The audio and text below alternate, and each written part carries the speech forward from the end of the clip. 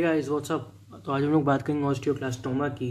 ठीक है ना। तो ऑस्टियोक्लास्ट सेल्स क्या होती है? जो बोन ईटर सेल्स होती है। ऑस्टियोब्लास्ट क्या होती है? बोन फॉर्मिंग सेल्स होती है।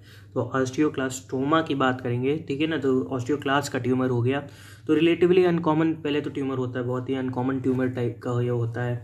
ठीक है। इसको और क्या कहते हैं? Giant cell tumour of bone कह सकते हैं। दूसरे नाम से ये सवाल आ सकता है, बहुत ही important. Giant cell tumour of bone हो सकता है। इसका ये बिनाइन होता है, लेकिन पोटेंशियली जो है मैलिग्नेंट होता है। ट्यूमर तो ये बिनाइन है, लेकिन ये इसका पोटेंशियल क्या होता है? मैलिग्नेंट होता है। तो मोस्ट ट्यूमर जो है बिहेव एज बिनाइन, ये बिनाइन ही की तरह बिहेव करते हैं और अराइज इन एपिफाइसिस, या एपिफाइसिस से अराइज करता है। लेकिन मेटाफाइसिस से कौन सा अराइज करता था आपका? अगर आपको याद होगा, मेटाफाइसिस से आपका ऑस्टियोसार्कोमा अराइज करता था और डायाफाइसिस से आपका इविंग सार्कोमा अराइज करता था। ठीक है ना। तो रिलेट करके पढ़ना थोड़ा सा। और एटियोलॉजी इसकी क्या होगी? Benign tumour derive from monocytes. ये बिनाइन ट्यूमर होते हैं जो कि मोनोसाइट से डिराइव हो सकते हैं। और वुमेन 20 से 40 साल की एज में आपको देखने को मिल जाएगा। ठीक है। यहाँ पे क्या होता है कि लाइटिक लीजन्स होते हैं। लाइटिक लीजन्स क्योंकि यहाँ पे जो क्लास सेल्स होते हैं जो खा जाते हैं बोन को, तो उसकी जो लाइसिस होती है, टूटने की क्षमता, तो लाइटिक लीजन हो जाता है at the end of bone. End of bone क्यों? क्योंकि एपिफाइसिस पे है, तो इसीलिए उसको क्या कहते थे? सोप बबल फॉर्मेशन हो जाता है। सोप बबल फॉर्मेशन में आपको डायग्राम दिखा रहा हूँ अभी। तो ये बेसिकली होता है एरिया डाउन नी पे, एल्बो पे। ठीक है ना। नी पे हो सकता है, एल्बो पे हो सकता है, एंकल पे हो सकता है। ठीक है ना। हाथ के यहाँ पे भी हो सकता है, एंकल पे हो सकता है, नी पे हो सकता है, बोन अरे एल्बो पे हो सकता है। ठीक है ना। इसका रिकरेंस जो है कॉमन होता है, इसका रिकरेंस जो है कॉमन होता है। ठीक है ना। और इसमें क्या होता है, यहाँ पे क्या देखोगे कि स्पिंडल स्ट्रोमल सेल्स होते हैं, ट्रू न्यूप्लास्टिक कंपोनेंट। ठीक है। यहाँ पे जो होती है स्पिंडल स्ट्रोमल सेल्स जो होती हैं, जो इसकी स्पिंडल स्ट्रोमल सेल्स होती हैं और इनकी ट्रू न्यूप्लास्टिक कंपोनेंट होती है। तो स्पिंडल टाइप की स्ट्रोमल सेल्स होती है, स्पिंडल मतलब कि शेप की स्ट्रोमल सेल्स होती हैं, इसकी ट्रू न्यूप्लास्टिक कंपोनेंट होती हैं और not the osteoclastic giant cell. और जो कि ऑस्टियोक्लास्टिक जाइंट सेल नहीं होती इसकी ट्यूमर सेल्स, मतलब कि जो न्यूप्लास्टिक कंपोनेंट इसका जो कि होता है, इसका स्पिंडल स्ट्रोमल सेल्स होती है। इसमें जो होता है स्पिंडल स्ट्रोमल सेल्स, वो होता है इसका न्यूप्लास्टिक कंपोनेंट। लेकिन ऑस्टियोक्लास्टिक जाइंट सेल जो होता है वो न्यूप्लास्टिक कंपोनेंट नहीं होता। फिर से मेरे साथ बोलो इसीलिए, spindle stromal cell are the neoplastic content of osteoclastoma. Spindle stromal cell, spindle stromal cell. ठीक है ना। ऑस्टियोक्लास्टिक जाइंट सेल नहीं होती। ठीक है ना। तो यही डायग्राम में देखने को मिल रहा है कि आपका ये स्ट्रोमल सेल्स है, ये कुछ स्ट्रोमल सेल्स हैं। ठीक। इसके अंदर ये क्या है? ऑस्टियोक्लास्टिक जाइंट सेल्स हैं। ठीक है ना। ऑस्टियोक्लास्टिक ये जाइंट सेल हैं। ठीक है ना। तो ये क्या होता है? यही आपका ऑस्टियोक्लास्टोमा है। ठीक है ना। तो इसीलिए मैं बता रहा हूँ जो स्ट्रोमल सेल्स होती हैं, spindle stromal cells are neoplastic component, neoplastic component. जो स्ट्रोमल सेल्स होती है, स्पिंडल स्ट्रोमल सेल्स, और ये नॉन न्यूप्लास्टिक कंपोनेंट है, नॉट न्यूप्लास्टिक। इसको लिखने की जरूरत नहीं है वैसे। ठीक है ना। इसकी रेडियोलॉजिकल फाइंडिंग्स क्या क्या देखोगे? सोप बबल देख सकते हो या डबल बबल अपीयरेंस देख सकते हो।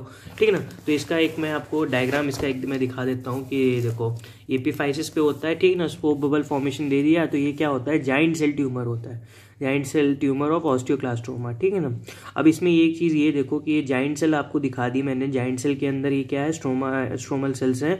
तो ये स्ट्रोमल सेल्स जो होती है, जाइंट सेल होती है, नॉन न्यूप्लास्टिक होती है। ठीक है। और जो स्ट्रोमल सेल होती है ट्रू न्यूप्लास्टिक होती है। तो ये एक चीज़ याद रखना, जो आपका ऑस्टियोक्लास्ट होती है giant cell, osteoclastic giant cell होती है, वो जो होती है नॉन न्यूप्लास्टिक कंपोनेंट होता है, जबकि आपका जो स्ट्रोमल सेल होता है वो न्यूप्लास्टिक कंपोनेंट होता है। ठीक है ना। तो इसकी एक मैं पैथोलॉजी जो कि ग्रॉस पैथोलॉजी की मैं बात करूं, ठीक है ना, जिसकी जो ग्रॉस पैथोलॉजी की मैं बात करूं, तो ग्रॉस में आप लोग क्या देखोगे? Arises from epiphysis of long bone, long bone की एपिफाइसिस से अराइज करती है अराउंड नी, नी के अराउंड में। ठीक है ना। एपिफाइसिस ऑफ लॉन्ग बोन से अराइज करती है अराउंड नी। और डिस्टल जो कि क्या हो सकती है आपकी? कौन कौन सी हो सकती है? ठीक है ना। आपकी कौन कौन सी होती है? डिस्टल फीमर या प्रॉक्सिमल टिबिया। ठीक है। नी पे अराइज करेगी तो आपको पता है बेसिक एनाटमी से कि डिस्टल फीमर होती है और प्रॉक्सिमल टिबिया होती है।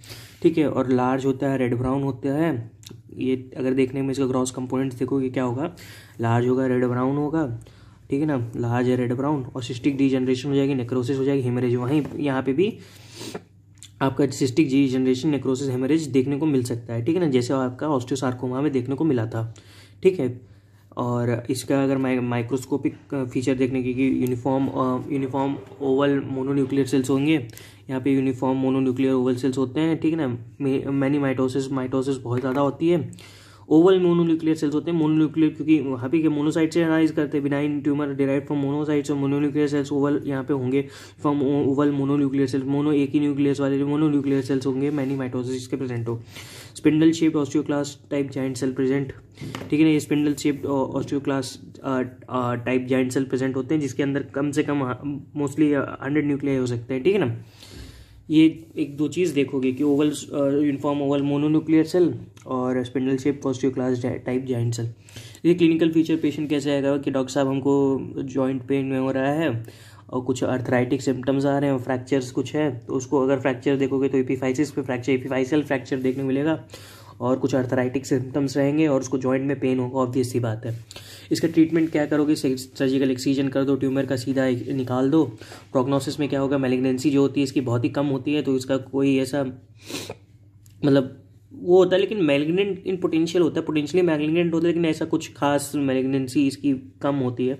एग्रेसिव होता है, रिकवर्स आफ्टर ट्रीटमेंट, और ट्रीटमेंट के बाद भी रिकवर कर जाता है। एग्रेसिव होता है क्योंकि 40 से 60% केसेस में। तो ये बात रही आपकी ऑस्टियोक्लास्टोमा में की। तो मिलते हैं आपसे नेक्स्ट वीडियो में, बाय।